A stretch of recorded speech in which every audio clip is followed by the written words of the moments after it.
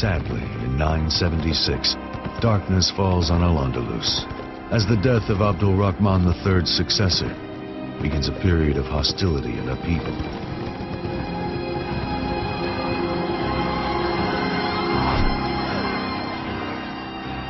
Eventually, the kingdom descends into civil war as rebels ravage the countryside outside Cordoba. Historians say that this general took over. He started killing anyone in sight because he was insecure and he wanted to put his house in order. And it went like this.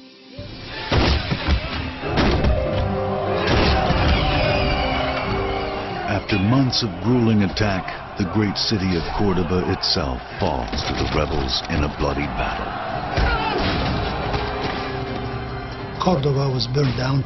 Most of the city built by Abdurrahman III, Medinat al-Zahra, which is west of Cordoba, which he was built in as the most beautiful city in Spain at the time, but they really burnt it down to the ground.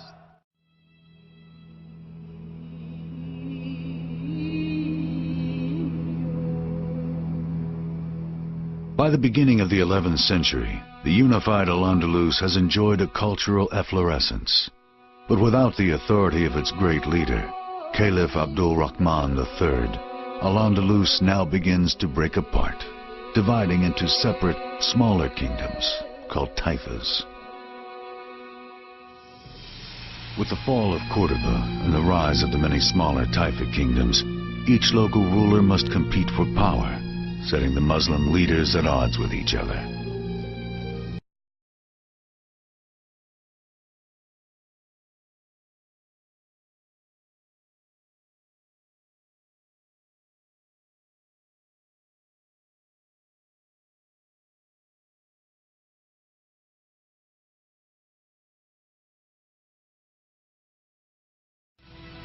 In a bid for survival, these northern Muslim kingdoms send emissaries to the Christian kings with an appeal for help.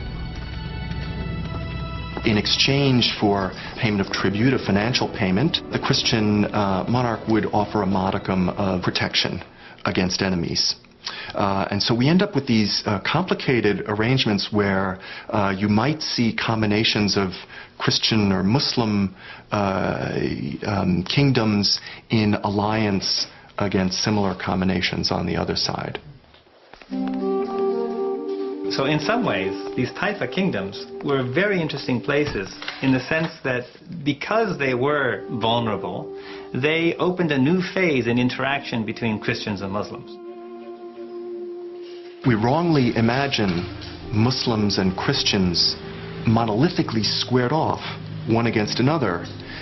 But part of this reality is that a Muslim ruler of a kingdom will see no shame in making a deal with a Christian king in the north if that can give him some protection for his kingdom. The rise of the Taifa kingdoms forever changes Al-Àndalus, shifting the landscape of Muslim power in Spain.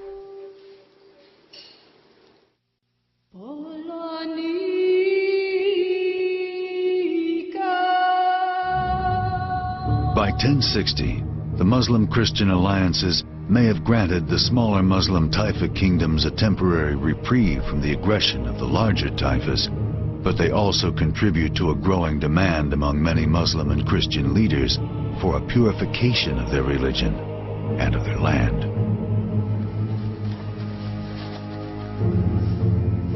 In Rome, Pope Alexander II sees the intimate relationships between Christians and Muslims as immoral, and he seeks to purify Spain of all Muslims.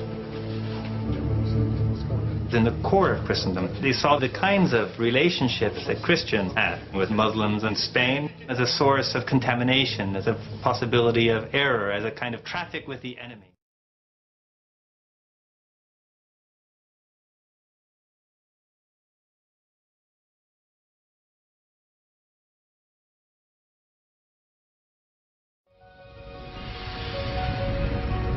In northern Spain, Christian armies begin their form of purification as well.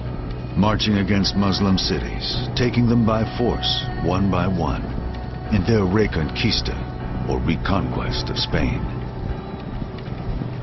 The Christian kingdoms begin to claw back first frontier land, then crown jewel cities. In 1085, the Christian king Alfonso VI conquers the great city that marks the geographical center of the peninsula, Toledo. One of the first great advances of these now coalescing Christian kingdoms, one of their first great advances or encroachments into Muslim territory is the taking of Toledo, one of the great cultural cities of the Islamic part of Spain.